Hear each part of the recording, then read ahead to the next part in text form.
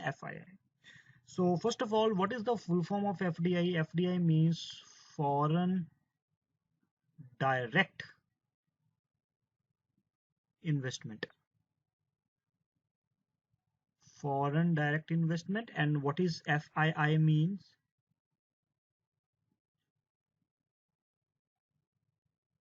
So FII means foreign institutional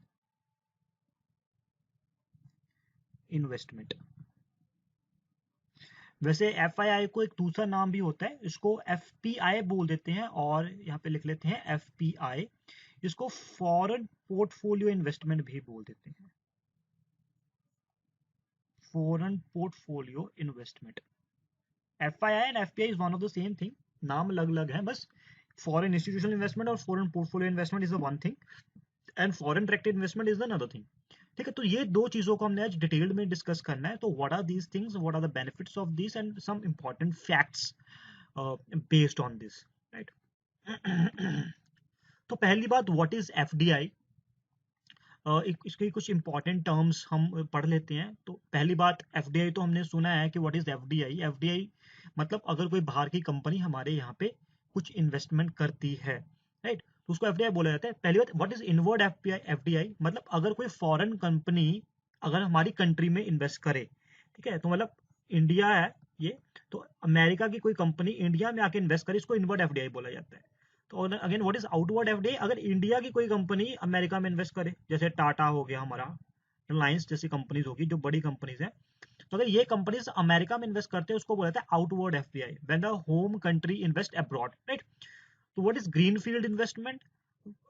Now this means building new production facilities in a country, right?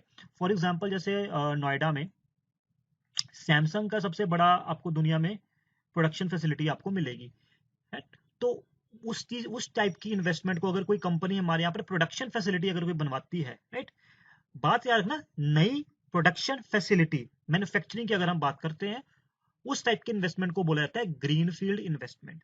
Another one is brown field investment. Brown field investment मतलब अगर तो यहाँ पे already कोई production facility चल रही है, right.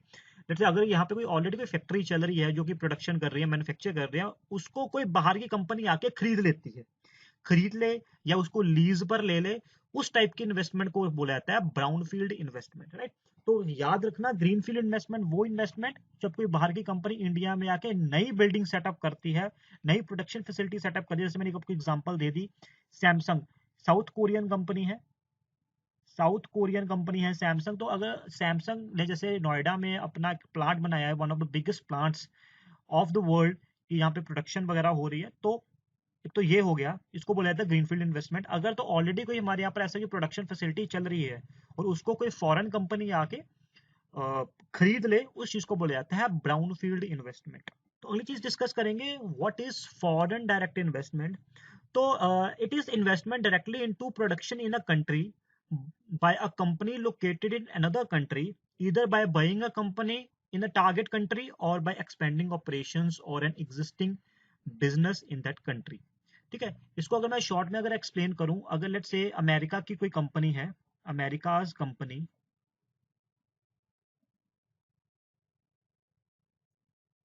either buys existing company, become partner. Let's say वो बोलेंगे अगर 50% हमारा स्टेक होगा, 50% आपका स्टेक होगा, तो उस कंपनी का अगर इंडिया की कोई चल रही ऑलरेडी कंपनी में वहां पे स्टेक्स खरीद ले तो उसका पार्टनर बन जाए, ये भी FDI के अंदर आएगा. या ऑल न्यू प्रोजेक्ट,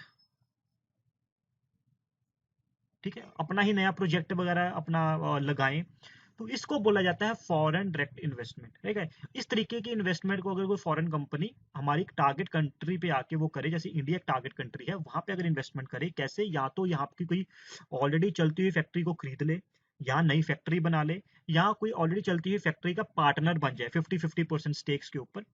इस टाइप के इन्वेस्टमेंट को बोला जाता है foreign direct investment, right. So ये बहुत से रीजंस के लिए होती है. पहला, it to take advantage of cheaper wages in the country, right. For example, अगर हमें यूएसए की अगर हम बात करें, यूएसए में प्रोडक्शन अब पहले बहुत होती थी, अब बहुत कम होती है. क्यों? उसका बहुत बड़ा कारण है हाई वेजेस, ठीक है, वहाँ की वेजेस बहुत ज्यादा हाई हैं। तो जैसे इंडिया और खास करके चाइना जैसी कंट्रीज और south Asian countries, south east Asian countries जैसे वियतनाम वगैरह, यहाँ पे बहुत चीप लेबर मिलती है। और जब लेबर ही चीप मिलेगी तो वहाँ पे कॉस्ट पुश इन्फ्लेशन बहुत कम होती है। जैसे मैंने ऑलरेडी आपको बताया what is cost push inflation, की बेसिक से ही प्रोडक्शन फैसिलिटी से अगर वहां पे महंगाई बढ़ती है उसको बोला जाता है कॉस्ट पुश इन्फ्लेशन। अगर कॉस्ट पुश इन्फ्लेशन ही अगर वो बहुत ज्यादा होगी तो वो जो फैक्टर कॉस्ट है या जो मार्केट में जो चीज बनने की कॉस्ट है वो ऑलरेडी ज्यादा होती है, राइट। तो एक ये बहुत बड़ा कारण है, इसलिए अमेरिका चाहता यही है कि जो साउथ ईस्ट एशियन नेशंस हैं या यूरोपियन कंट्रीज भी यही चाहती हैं, जो साउथ ईस्ट एशियन नेशंस हैं वहां पे वो चीजों की प्रोडक्शन वगैरह हो, क्योंकि एक तो वहां पे बड़ी चीप लेबर मिलती है, ठीक है, वेजेस उनको चीप देने पड़ते हैं। दूसरा स्पेशल इन्वेस्टमेंट प्रिविलेजेस, जैसे कि उनको टैक्स एग्जम्पशंस वगैरह बहुत मिलती हैं। अगर लेट से अमेरिका में कंपनी को 30% टैक्स देना पड़ता है, तो वही बात अगर वो वियतनाम और चाइना में आ जाए तो उनको अगर 15% टैक्स देना पड़े तो उनको वो 15% का प्रॉफिट रहता है। तो इसलिए ये कंपनीज ये चाहती ही हैं कि ये चीजें उनको प्रिविलेजेस मिले और उनका वो प्रॉफिट बढ़े। तो ये कुछ कारण है कि वो कंपनी ये जो कंपनीज होती हैं वो बाहर के देशों में क्यों इन्वेस्ट करती हैं। क्योंकि कोई भी कंपनी कोई भी कंट्री एक दूसरे के देश में तभी इन्वेस्ट करेगी अगर उनको वहां से कुछ प्रॉफिट होता होगा। तो अगर हम इंडिया की बात करें, इंडिया ने पिछले काफी टाइम से बहुत अच्छा परफॉर्म किया है एफडीआई के मामले में, क्योंकि 1991 रिफॉर्म्स आने से पहले इंडिया में एफडीआई बहुत कम होती थी, ठीक है, फॉरेन डायरेक्ट इन्वेस्टमेंट बहुत कम होती थी। तो अभी इंडिया ने काफी अच्छा इंप्रूव किया और 2019 में we are at 9th position among the world and the largest FDI recipients. तो एफडीआई इंडिया में अलाउ कैसे होती है, ये दो तरीके होते हैं, एक होता है ऑटोमेटिक रूट, एक होता है government route. Now what is automatic route? FDI up to 100% allowed under this. जरूरी नहीं है वैसे 100%, 50% भी हो सकता है या 51% भी हो सकता है, 25% भी हो सकता है, 75% भी हो सकता है, कोई भी हो सकता है। तो इस सेक्टर में बेसिकली इसमें होता क्या है कि अगर किसी कंपनी को इंडिया में इन्वेस्ट करना है, किसी कंपनी में या अपनी कंपनी सेटअप करनी है, तो उनको prior permission of the government या आरबीआई लेने की जरूरत नहीं होगी। तो वो ऑटोमेटिकली आके जैसे मर्जी यहाँ पे जमीन खरीदें, एम्प्लॉयज को हायर करें, अपना नया कैपिटल खरीदें और अपना काम वगैरह करना शुरू कर दें। इसको बोला जाता है ऑटोमेटिक रूट। एक होता है गवर्नमेंट रूट। इसमें ऐसी कंपनीज को require a prior approval of the government, department of economic affairs, ministry of finance, RBI, इन सबसे परमिशन लेनी पड़ती है, राइट। तो कुछ सेक्टर्स हैं जहाँ पे गवर्नमेंट रूट अलाउड है, ऑटोमेटिक रूट अलाउड नहीं है, जैसे कि defence, telecom, media, pharmaceuticals, insurance. तो यहाँ पे government approval is required for the foreign investors. क्योंकि अगर आप ध्यान से देखेंगे डिफेंस, टेलीकॉम, मीडिया, ये सब वो सेक्टर है जहाँ पे नेशनल सिक्योरिटी का बहुत बड़ा हाथ होता है। तो इंडिया नहीं चाहता कि फॉरेन की कोई भी कंपनी आगे, चाइना की कोई भी कंपनी आके हमारे यहाँ पर इन्वेस्टमेंट करनी शुरू कर दे। तो उससे क्या होगा, जो इन्फॉर्मेशन या डाटा है जो हमारे लोगों का, वो खुले तरीके से, या जो सीक्रेट्स है हमारे देश के, वो खुले तरीके से एनिमी नेशन को वो बेच दिया जाए, उनके पास पहुंच जाए। तो इसलिए कुछ सेक्टर्स को उन्होंने रखा हुआ है जहाँ पे उनको गवर्नमेंट की प्रायर, वो कर सकते हैं इन्वेस्ट, बट उनको गवर्नमेंट की प्रायर अप्रूवल की जरूरत पड़ेगी। तो what are the advantages of the FDI? एक तो integration of the global economy. We all know before 1991 India was not globalise, right.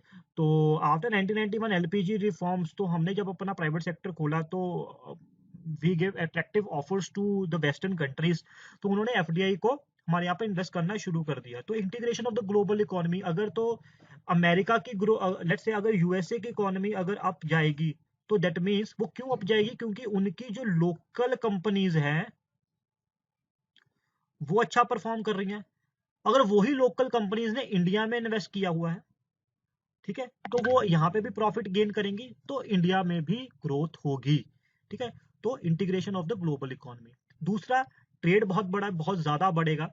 तो लेट्स से अगर तो ऐसी कंपनीज हैं जो कि जैसे फॉर एग्जांपल फेसबुक हो गया, एफबी हो गया, या कई आईटी कंपनीज हो गई, तो अगर वो यहाँ पे इंडिया में इन्वेस्ट करती हैं तो ट्रेड रिलेशंस बहुत ज्यादा इंप्रूव होते हैं दो कंट्रीज के बीच में, और दोनों कंट्रीज को फायदा होगा, राइट। इंटीग्रेटेड ट्रेड, जैसे अगर मैं बात करूं, इंटीग्रेटेड ट्रेडिंग सिस्टम वो पैदा हो जाएगा कि दोनों कंट्रीज को आपस में एक खुली मार्केट मिल जाए। जैसे हमारी इंडिया की आईटी कंपनीज की खुली मार्केट है यूएसए, और यूएसए के कई ऐसे प्रोडक्ट्स है जिसकी मार्केट है इंडिया, राइट। तो वो ट्रेड के लिए वो बहुत ज्यादा बेनिफिशियल रहती है। अगली बात है technology diffusion and knowledge transfer. Obviously अगर कोई फॉरेन कंपनी इंडिया में आएगी तो वो अपनी टेक्नोलॉजी साथ में लेके आएगी, राइट।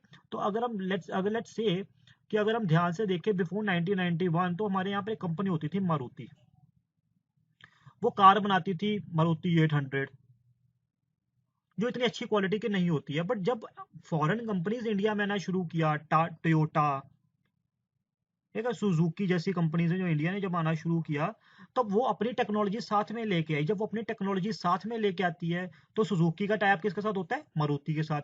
वो टेक्नोलॉजी डिफ्यूजन हो गया ना। तो अभी हम देखते हैं ध्यान से मारुति की काफी अच्छी कार्स आनी शुरू हो गई हैं, ठीक है। तो टेक्नोलॉजी डिफ्यूजन, नॉलेज ट्रांसफर, तो हमारे लोकल जो कंपनीज थी जिनको एक्सपोजर नहीं था new technologies in the world, अच्छे इंजन कैसे बन सकते हैं, अच्छी कार्स कैसे बन सकती है, या अच्छी फार्मास्यूटिकल कंपनी में अगर हम जाएं तो अच्छी दवाइयाँ कैसे बनेगी वर्ल्ड लेवल स्टैंडर्ड की, तो एक ये बहुत बड़ा फायदा होता है।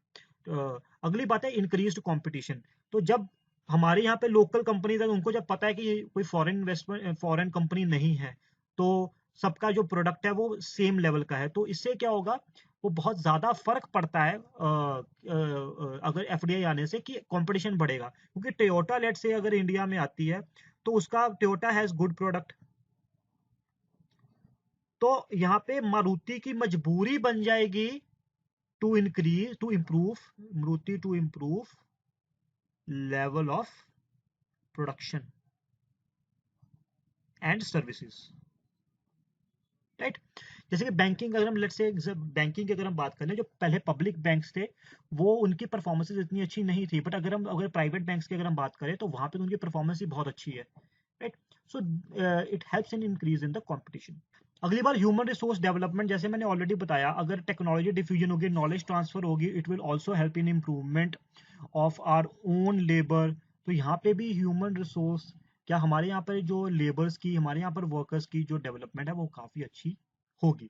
अगली बात है employment generation. Definitely employment generation होगी अगर कोई फॉरेन कंपनी इंडिया में आके इन्वेस्ट करेगी, foreign company invest in India, तो ऑब्वियसली वो लेबर अपने फॉरेन से तो लेके नहीं आएगी। अगर एप्पल का मैन्युफैक्चरिंग बेस अगर इंडिया में है तो वो एप्पल बाहर से तो नहीं लेके आएगा, वो तो यहाँ की लेबर यूज करेगा। तो इसके लिए यहाँ पे there will be improve in the employment, there will be increase in the employment, right? So this is the advantages of FDI. Now next is FII or FPI. Now what is FII and FPI? Now FII and FPI means foreign institutional investment or foreign portfolio investment. Foreign portfolio investment. So now what are these? These are the entities established outside India that are responsible for making investment proposals in India. They play an important role in the economy of a country. Okay? These are 450 FIIs registered under SEBI, Security and Exchange Board of India. तो एक तरीके का मैं सबको homework दे रहा हूँ कि write a 50 words on SEBI. तो उससे क्या होगा, आपको you will have a good knowledge on what is SEBI. मैं डिस्कस तो एक बार इसको करूंगा, बट आपको भी एक होमवर्क दे रहा हूँ कि write a 50 words on SEBI. Again back to the topic. और ये लोग इन्वेस्ट किस में करते हैं? कोई मैंने से बताया, they are responsible for making investment proposals in India. तो ये इन्वेस्ट किस में करते हैं? They invest in shares, mutual funds, insurance companies. तो ये बेसिकली मार्केट में इन्वेस्ट करते हैं, राइट। तो बेसिकली एफआईआई और एफडीआई में मोटा सा फर्क ये होता है कि FII is only allowed to invest up to 10% of the paid up capital of a country. अगर तो लेट्स से किसी कंपनी में वो इन्वेस्ट कर रहे हैं शेयर्स के फॉर्म में, म्यूचुअल फंड्स के फॉर्म में, लेट्स से वो टाटा में अगर वो इन्वेस्ट कर रहे हैं, टाटा की अगर टोटल वैल्यू 100 करोड़ है तो वो 10 करोड़ से ज्यादा इन्वेस्ट नहीं करेंगे, राइट। जो एफआईआई जो इन्वेस्टर्स होंगे, अगर वो 10 करोड़ से ज्यादा करेंगे तो it will be constructed as FDI. तो ये बहुत बड़ा डिफरेंस है एफडीआई और एफआईआई इसमें, राइट। तो अगला बहुत इंपॉर्टेंट पॉइंट है कि दोनों में से बेटर क्या है, एफडीआई अच्छा है या एफआईआई अच्छा है, which is better? So FDI is preferable to foreign institutional investment और FII because FDI expected to be long term whereas FII investors are seen as good weather friends. अब obviously अगर FDI कोई आएगा तो नई company अगर नई production base पे लगाएगा, ये तो नहीं है कि 2 4 या 4 साल बाद वो अपना प्रोडक्शन बेस उखाड़ के ले जाए, क्योंकि बहुत मुश्किल होता है कि कंपनी जो ऑलरेडी सेटअप हो चुकी है किसी कंट्री में अपना प्रोडक्शन बेस, इतनी इन्वेस्टमेंट करी, तो वो दोबारा अपनी इन्वेस्टमेंट को बाहर लेके आए।